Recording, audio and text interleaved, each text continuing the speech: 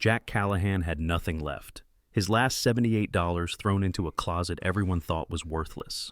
The cold of winter had settled not just in the air, but in his bones, a quiet reminder of how far a man can fall when the world forgets his name. He was about to leave when Ghost, his aging German shepherd, started barking in the far corner of the apartment. This time the sound was different, low, sharp, urgent. Jack sighed, thinking the dog had lost its mind. But then, under the flickering flashlight, he saw it. Behind the rusted shelf, the concrete no longer uniform, a thin outline, almost like a secret door. Support us by subscribing to the channel. The first snow had just begun to fall over Kalispell, Montana, dusting the empty streets in quiet white. Beneath the dim glow of a flickering street lamp sat a battered pickup truck, its paint faded, and its driver, Jack Callahan, age 52, hunched behind the wheel, with the steady patience of a man who had learned to wait out storms both outside and inside himself. His beard was flecked with gray, his skin wind-chapped and scarred along the jawline, and his eyes, a deep brown once full of command, now carried the stillness of someone who had seen too much. Next to him, curled on an old wool blanket, was Ghost, a 7-year-old German shepherd with a coat of silver-gray fur and one torn ear from his military service in Kandahar. The dog's steady breathing was the only sound in the truck, until Jack reached for a folded flyer tucked under the dashboard. Abandoned storage auction, cash only. The event would start that morning on the south edge of town. Jack rubbed his hands together, feeling the ache in his knuckles. The years after discharge hadn't been kind. He worked at Harris Auto Repair, fixing transmissions and changing oil for less than minimum wage, sleeping in the truck behind the shop. The owner, Old Man Harris, tolerated him out of pity, maybe gratitude for Jack's service. But pity never filled a stomach. He glanced at Ghost. "What do you think, boy? $50 left, maybe 78 if we skip lunch." The dog raised his head, one ear bent, eyes alert and unblinking. Jack smiled faintly. "Yeah, that's what I thought." The auction yard was a gravel lot rimmed by chain-link fences, half covered in slush. A handful of locals had gathered, men in heavy coats, caps pulled low, women with clipboards, each looking for a lucky find. The auctioneer, Sarah Coleman, stood on a small wooden crate, her red parka zipped to the neck, hair tied back in a tight ponytail streaked with silver. Sarah was in her late 40s, tall and lean, with the kind of posture that came from years of running these auctions. Her voice carried a brisk authority. "Next up, unit number 19, 5 by 10, abandoned 6 months. Bidding starts at $25. When the door rolled open, a breath of stale air escaped. Inside was a small room filled with collapsed cardboard boxes, broken furniture, and a rusted metal chest pushed into the corner. Someone behind Jack chuckled. "Hell, that's not worth the gas it took to open it." Jack studied the scene quietly. His instincts, honed by years of scanning terrain for hidden threats, noticed something different. Dust patterns on the floor told him the chest had been moved recently. The boxes near the door were water damaged, but those near the chest were untouched. Someone had cared enough to protect that one piece. Ghost let out a low growl, then barked once, sharp and certain. Heads turned. Sarah raised a brow. "Got a bidder or just a noisy dog?" Jack lifted his hand. 30, 35, a man in a denim jacket countered, smirking. Jack hesitated. He had $78 left to his name. Ghost's ears twitched, his gaze locked on the chest. 45, Jack said firmly. 47, the other man fired back. Jack exhaled slowly. 50. Sarah's gavel came down with a solid crack. "Sold. Unit 19 to Mr. Callahan," he said quietly. "Jack Callahan." By the time the others drifted off to check the next lot, Jack stood alone in front of his newly acquired pile of junk. Snowflakes melted against his worn leather jacket. Ghost sniffed around the boxes, tail stiff, every motion deliberate. Jack knelt beside the rusted chest. The lock had corroded almost completely, but the hinges were intact, military grade, not civilian.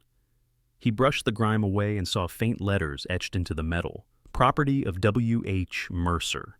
The name hit him like a ghost from the past. Colonel William H. Mercer, his commanding officer, the man who'd led their unit through a failed convoy in 2006 and died in the chaos that followed, or so the Army had said. Jack's stomach tightened. He hadn't heard that name in 15 years. He straightened, snow melting on his eyelashes.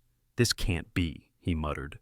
Ghost barked again, sharper this time, his nose pressed to the chest's latch.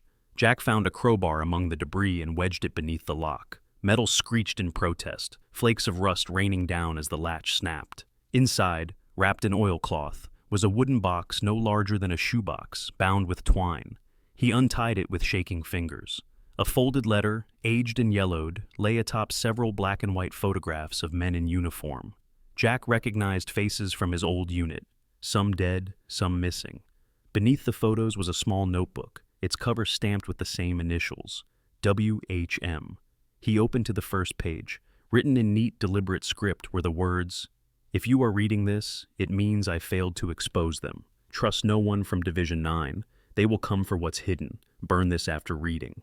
Jack froze. Division 9, the covert research branch rumored to have vanished after the war. He'd dismissed it as rumor. Whispers passed among soldiers desperate to make sense of betrayal. But Mercer had believed it, documented it, and now, somehow, that truth had ended up in a forgotten storage locker in Montana. A gust of wind blew through the open door, scattering the snow across the floor. Jack's reflection shimmered on the rusted metal of the chest. Older, harder, haunted. Ghost whined softly, pacing near the doorway. Jack looked down at the dog. "I think we just bought something worth more than $78, partner." From outside, an engine started, a low, steady rumble. Jack turned, frowning. A black pickup truck sat idling across the lot, its windows tinted.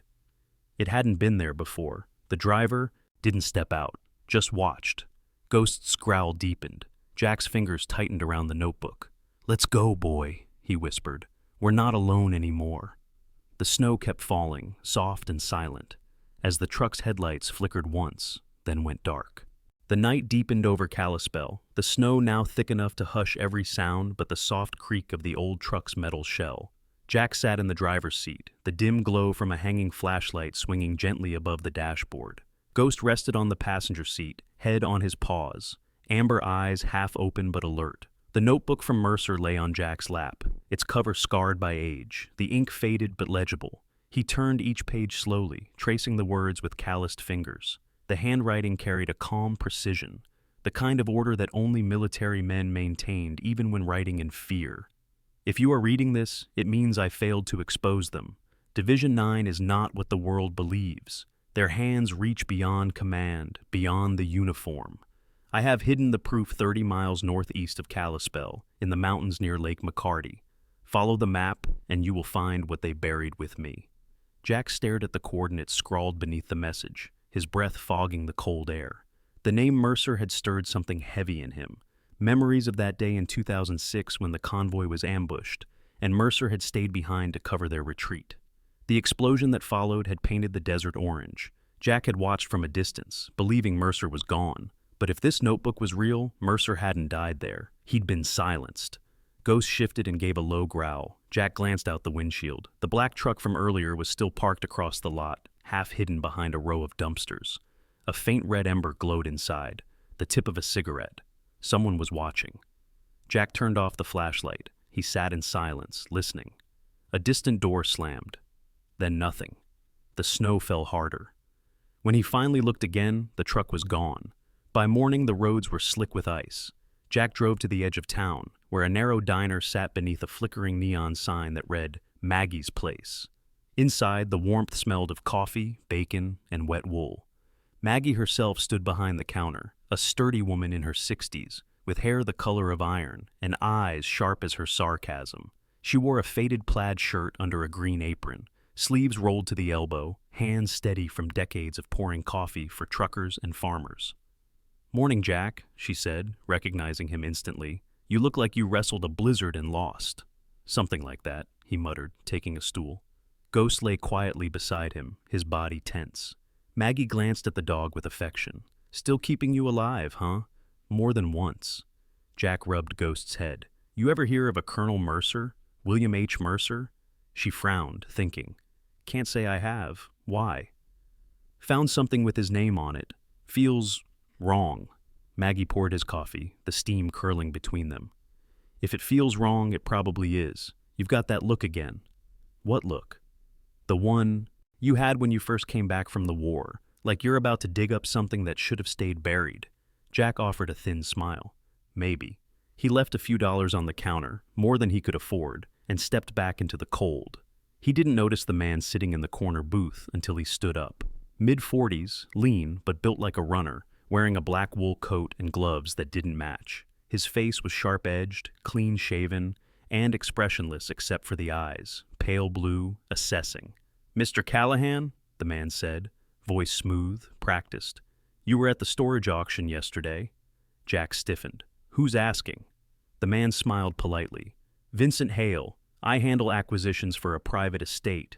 One of the items you purchased belonged to us, a family heirloom misplaced through an administrative error." Jack stared. Hale's posture was military, his stance balanced, his tone calm. But something about the way he avoided blinking felt wrong. "Can't say I recall buying anything of value." "Perhaps you're mistaken," Hale said, reaching into his coat and producing a business card. Thick paper, no logo, just a number. "We're prepared to compensate you for the inconvenience." Jack didn't take it. "Not selling." Hale's smile thinned. "Sometimes holding on to the past can be dangerous." He nodded once, then left the diner, his boots silent against the wet floor. Maggie came from the back with a rag in hand. "Friend of yours?" "Something like that." Jack walked outside to find a thin sheet of ice forming over the truck's windshield. He tossed the business card onto the passenger seat, where Ghost sniffed it and gave a small growl. "Yeah," Jack muttered, "me too." He spent the afternoon following the coordinates Mercer had left. The road wound through dense pine forest until pavement gave way to gravel, then dirt. Snow muffled the sound of the tires. By late evening, he reached the edge of Lake McCarty, its surface frozen in patches, reflecting the dying light. He parked beside an old ranger station, its windows boarded, the paint peeled to gray wood. Inside, the air smelled of mildew and dust. Ghost's nose twitched as he paced, sniffing corners, tail stiff. Jack found an old map nailed to the wall, nearly matching Mercer's sketch. The spot Mercer marked lay deeper in the hills, near an abandoned bunker from the Cold War era.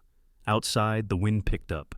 Jack tightened his coat, feeling the weight of the pistol hidden under his jacket, a relic he'd sworn never to carry again. "Guess we're back in it, partner," he said quietly. Ghost barked once in reply, breath steaming. They followed a narrow path through the trees until the last light of day faded. Beneath a ridge, half buried under snow, stood a steel hatch covered in vines and rust. Jack brushed it clean. Faded letters read, U.S. Army Research Facility, D9-3, his, breath caught, Division 9. It was real. He crouched, running his fingers along the seal. It was welded shut, but new bolts gleamed under the frost. Someone had been here recently. From the forest behind, a branch cracked sharply. Ghost turned, ears up, growling low. Jack drew his flashlight, scanning the dark. For a moment, he saw nothing. Then a flash of movement, a figure retreating through the snow. "Hey!" he shouted, stepping forward. But the figure vanished into the trees, leaving only footprints that led back toward the road. Jack exhaled, pulse hammering. He looked down at the hatch, then at Ghost. "We're not the only ones who know about this." The wind howled through the pines, carrying with it the faintest echo of laughter, distant, human, and wrong. The following morning broke gray and silent, the kind of Montana dawn where frost clung to every blade of grass like breath frozen midair. Jack stood beside his battered pickup, a wrench in one hand, staring at the spiderweb of cracks running across the windshield. Someone had smashed it during the night. Ghost prowled the perimeter of the small lot behind Maggie's diner, nose pressed to the snow, tail stiff. The dog's growl rose low in his throat before he stopped near the truck's rear tire. There, in the snow, was a boot print, deep and deliberate. Whoever had done it had wanted him to know they'd been there. Jack wiped his gloved hands against his coat, feeling that familiar pulse of anger rising under his ribs. It wasn't just vandalism, it was a message. He thought of Vincent Hale's pale eyes, the way he'd said dangerous, like a promise. Maggie stepped outside with a cup of steaming coffee, her breath visible in the cold.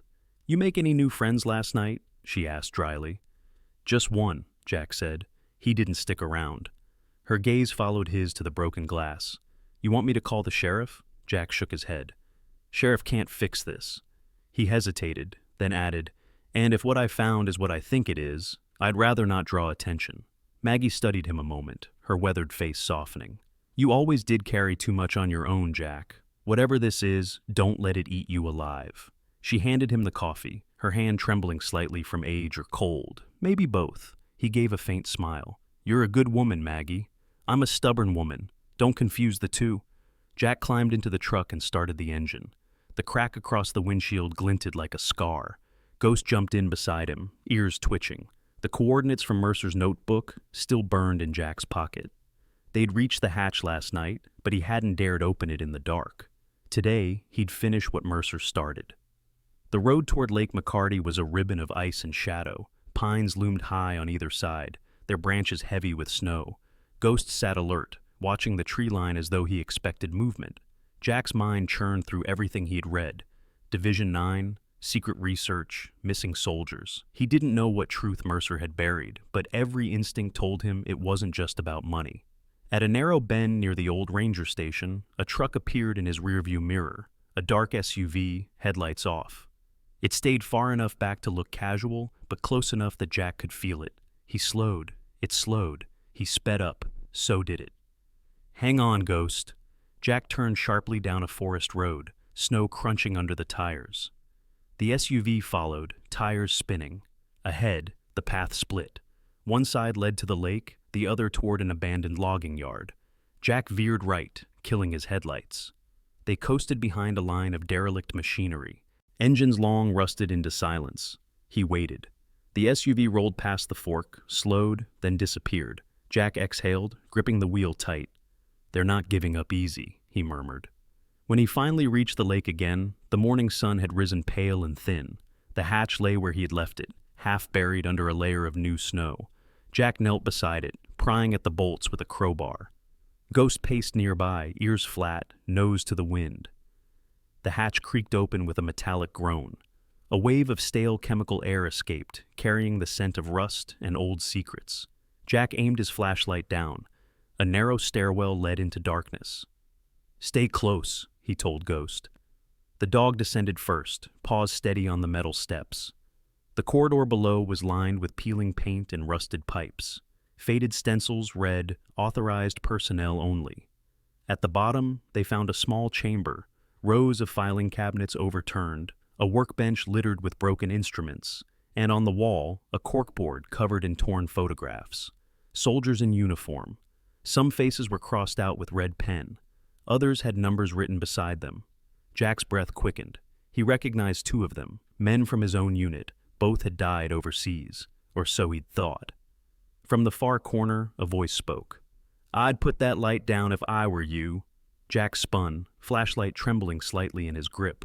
A man stood in the shadows, hands raised, unarmed. His clothes were layered for the cold, a wool cap pulled low, beard streaked gray. His face was gaunt, weathered by years of hiding. Easy, the stranger said. Name's Roy Bennett, used to work here, back before it went to hell. Jack didn't lower the light. You following me? Roy shook his head. You're not the first one to come looking, just the first who brought a dog smart enough to find the hatch. The rest, they didn't make it far. Jack studied him. Roy's eyes were sharp but haunted, the kind of eyes that had seen truth and lost sleep ever since. You know Mercer? Yeah, Roy said quietly. He was my CO before he went dark. Tried to blow the whistle on what they were doing here. Human trials, weaponized gas, the whole damn mess. Division 9 buried it. Buried him too. Jack stepped closer. You worked under him? I was his mechanic, kept the generators running, until they started bringing in soldiers who weren't supposed to be there. Roy's voice cracked. They said it was for medicine, but medicine doesn't make men bleed from the eyes. Jack's stomach turned. He looked at the wall again, at the faces marked in red. Mercer hadn't been paranoid. He'd been hunted. Before Jack could reply, Ghost barked sharply toward the stairwell. Heavy footsteps echoed above, boots crunching on metal. Roy's eyes went wide. You led them here, he hissed. Jack drew his pistol. No, they were already coming. The light flickered, dust trembling from the ceiling. Ghost stood firm, teeth bared, as shadows moved down the steps. Jack raised his weapon, heart pounding, the weight of Mercer's notebook like a promise in his pocket. The first figure appeared at the landing. Vincent Hale, face half lit, expression calm as ever. "Mr. Callahan," he said evenly, "you should have taken the offer." The flash of Hale's pistol was the only warning. Jack dove behind an overturned cabinet as the bullet punched through the rusted wall, sending flakes of metal into the air. Ghost lunged forward, barking ferociously, teeth bared. The underground room filled with echoes of gunfire that clanged off the steel walls like thunder in a storm cellar.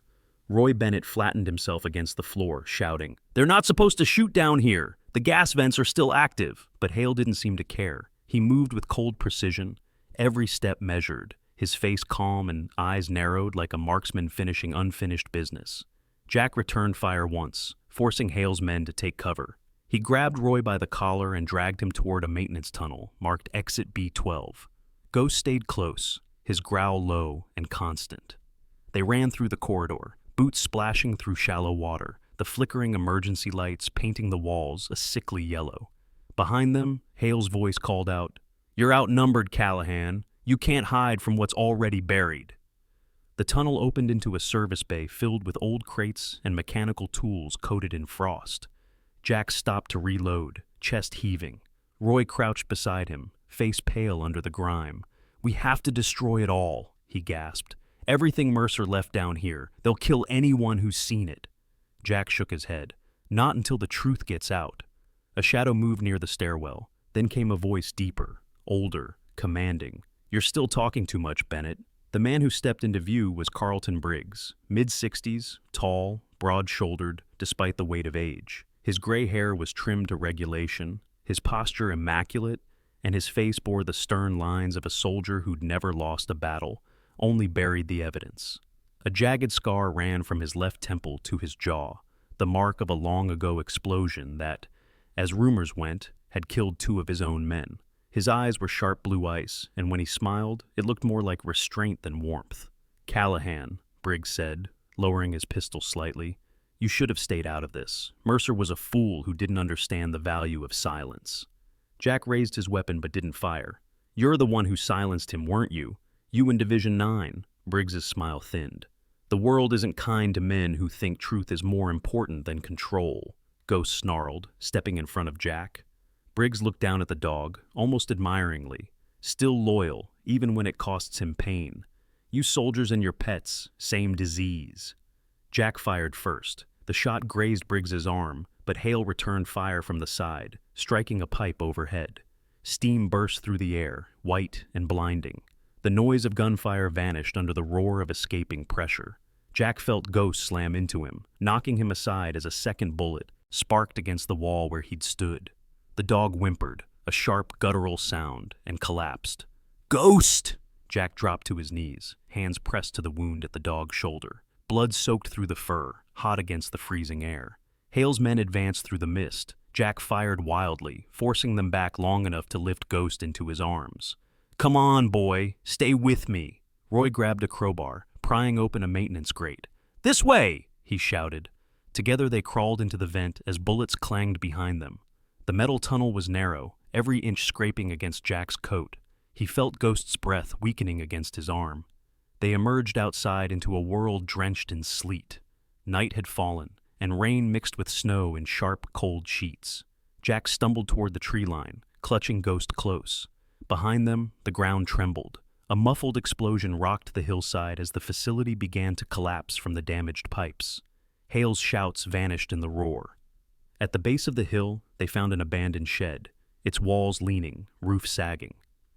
Jack laid Ghost gently on a pile of old tarps. The dog's breathing was shallow but steady, eyes dim but aware. "You saved me again," Jack whispered. Ghost licked his hand once, weakly. Roy slumped in the corner, coughing hard. "They'll regroup. Briggs won't stop. He's got men everywhere." Jack stared out the broken window, the storm reflecting in his eyes. "Then we find what he's afraid of." Roy hesitated, then reached into his jacket and pulled out a small metal cylinder, dented but intact. "Before you got here, I found this on Mercer's uniform. Looks like an old magnetic reel, probably audio." Jack turned it in his hand. The surface was labeled in fading ink, D9, confidential. He felt his pulse quicken. A recording. Mercer must have hidden it, Roy said. If Briggs was involved, this might be the proof. Jack slipped the reel into his coat pocket. Then we need to get it somewhere safe. A distant engine rumbled through the rain, vehicles approaching fast, headlights slashed across the trees. Briggs's men were alive and closing in. Jack helped Roy to his feet, one arm under the older man's shoulder. "We head east," he said. "Old logging trails. No one will follow in this weather." Ghost tried to stand, trembling. Jack knelt beside him, his voice breaking. "Not yet, buddy. Just hold on." He wrapped his scarf around the wound, pressing firm. Ghost gave a faint bark, as if promising to endure. As they disappeared into the forest, the sound of the approaching convoy grew louder. Lightning flared over the hills, briefly illuminating Briggs's silhouette at the ridge, watching, unhurt, his face unreadable. He spoke into a radio clipped to his coat, voice steady. "Callahan has the tape. He won't make it to sunrise." The rain swallowed the words as thunder rolled across the mountains. Dawn crept across the mountains like a slow breath, pale gold spilling over the snow-laden trees. Jack had driven through the night with Ghost stretched across the back seat, his bandaged shoulder rising and falling in shallow rhythm. Roy Bennett sat beside him, his hands trembling, one clutching a small thermos of coffee he hadn't opened. The storm had cleared, leaving behind a silence that felt both fragile and expectant.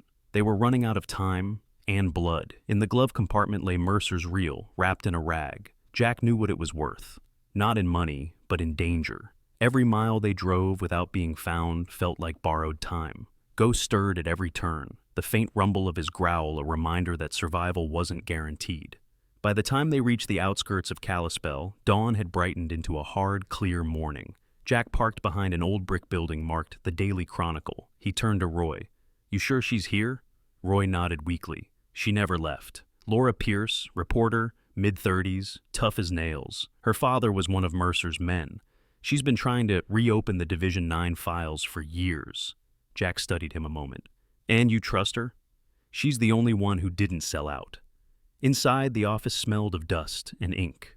Old headlines papered the walls: wars, elections, floods, and behind a desk stacked with folders sat Laura Pierce.